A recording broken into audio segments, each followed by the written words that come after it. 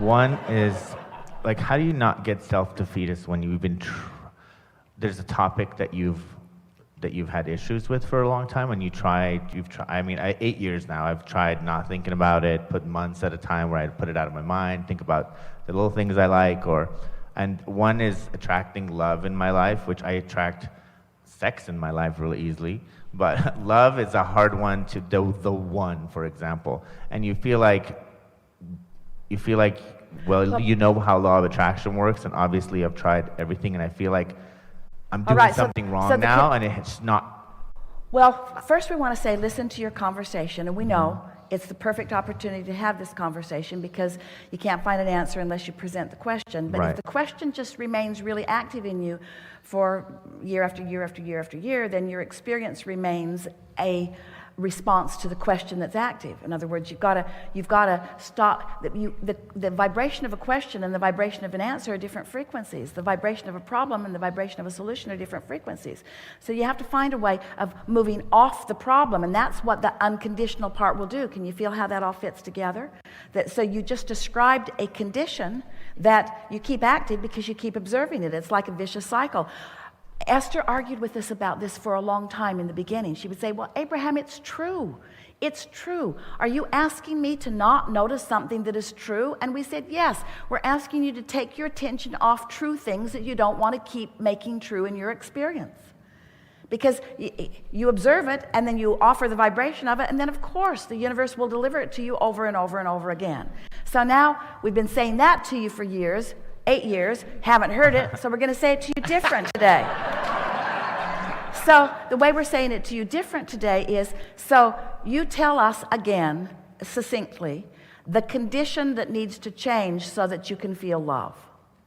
I'm actually going to tell you what I usually my rampage that's usually happening. Answer the question if you would, please, and then you can rampage all you want. But answer what is the condition? You just presented it to us, so just say it clearly. I need to find my true love in order to what? To when I wake up in the morning to feel love, I guess. And so are you saying to us that a condition needs to change? There needs to be somebody there that is that object of your attention to which you feel that love before you can feel that love. No, and I do feel love, I just don't feel love with someone else.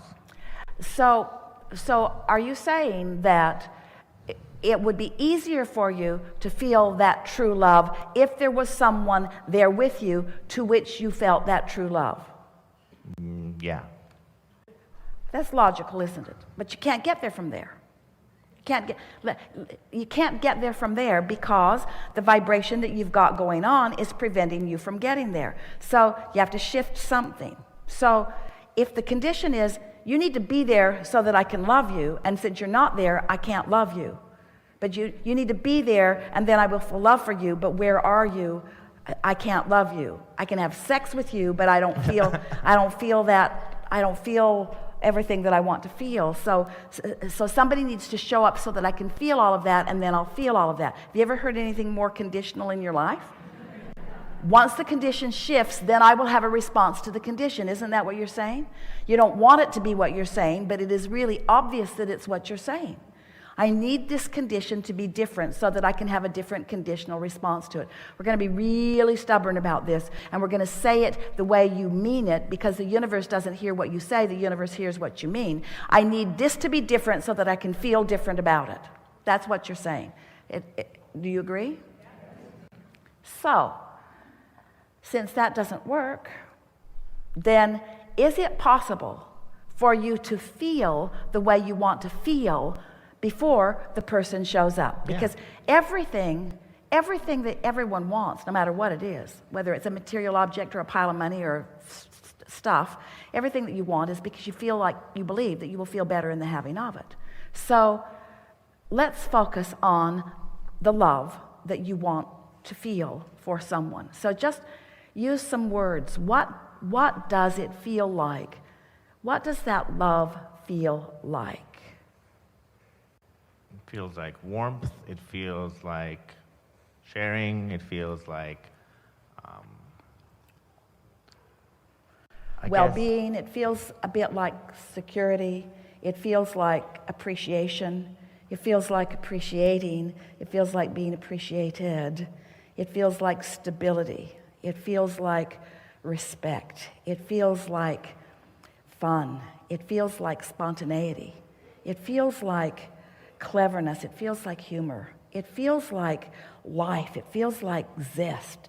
It feels sensual. It feels like being alive. It feels like eagerness. It feels just right. It feels like home. It feels like well-being. It feels like fun. It feels like stability. It feels like appreciation. It feels like appreciating. It feels like spontaneity. It feels like being on vacation. It feels like home. It feels like comfort. It feels like honoring. It feels like honesty. It feels like home. It feels like well-being. It feels like who I am. It feels like love. It feels like source. It feels like clarity. It feels full. No wonder you want it. Doesn't it feel like all of that? And can you get on an emotional rampage like that without generating some of those feelings within yourself unconditionally? And what we're saying is, do that for a little while, and someone who matches that will. We don't want to say show up on your path. We want to say they're already on your path, but you'll realize it because you will be in the frequency that allows you to zig and zag and rendezvous.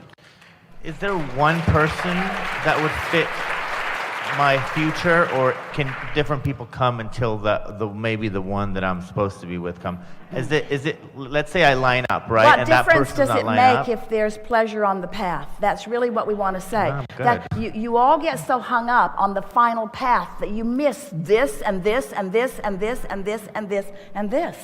In other words, your path is never ending. Your path is continually unfolding.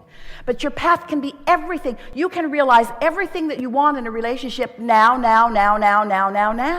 You have to put up with things that are missing, because when you put up with things that are missing and observe things that are missing, that conditional awareness of things that are missing holds you in a place of not allowing what you really want to come.